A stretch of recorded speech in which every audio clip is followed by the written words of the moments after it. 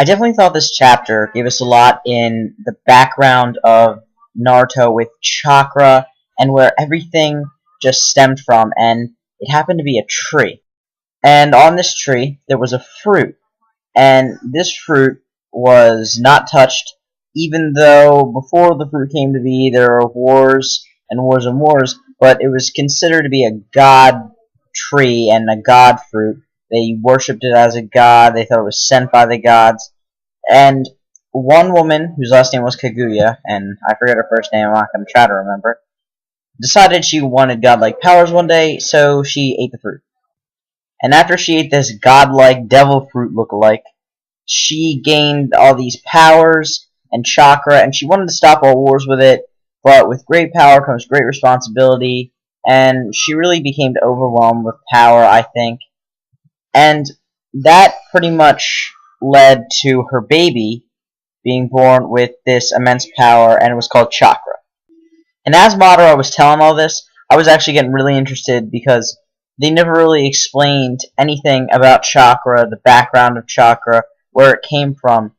Anytime in Naruto or Naruto Shippuden, they just said Chakra was there, and that's pretty much it. But now we actually get to know that the Jubi came from this tree, it stemmed off that, and that had all the Chakra in the beginning, and how we got to know that the Sharingan stemmed off from this tree, the Byakugan, the Rinnegan, I think, and everybody's Chakra just stemmed off from this tree.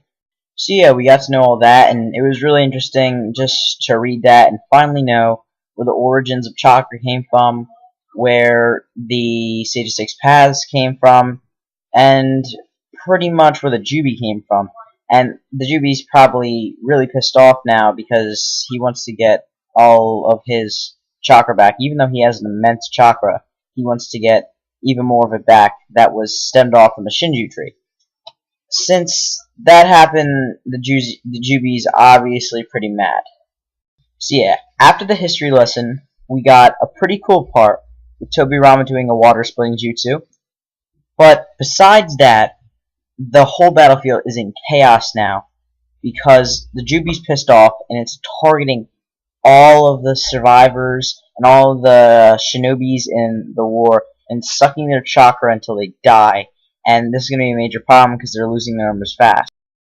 Now, what was weird to see in the end of the chapter was Sarutobi coming back and pretty much grabbing Naruto, then got from under this rock, and they're all there, all the Hokages, and I didn't really expect that because Sarutobi's been away for so long, and I heard that he was just out of it, like he got just like blown away or something, and that he was destroyed because, you know, Obito can destroy your body without it regenerating, even if you're in the Edo Tensei.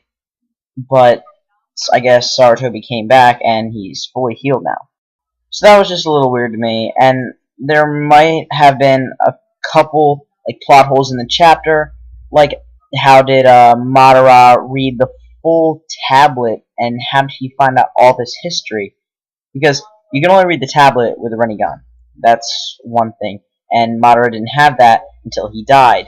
And he couldn't have gone back to the Leaf Village because he had to be hooked up to this thing that gave him chakra all the time. So, yeah, I'm not really sure how that happened. I think that is a plot hole, but, you know, it's Naruto, so I still love it. And the Sarutobi thing was a plot hole to me. But actually, I like this chapter, even though they had a couple plot holes in it. So, I'm going to give it an 8.5 out of 10, because I really liked how we got that history lesson, and how we got to know how Chakra came to be. I mean, history is my favorite subject, and it's a lot of other people's favorite subjects, so I'm glad we got that. So yeah, good chapter overall. No complaints here, except for the couple plot holes, but that can be overlooked easily. And if you like this video, give it a thumbs up, comment, subscribe. Link in the description box below. You can subscribe to me via text message, like me on Facebook, or follow me on Twitter. This has been Sword and Truth, and have a good night.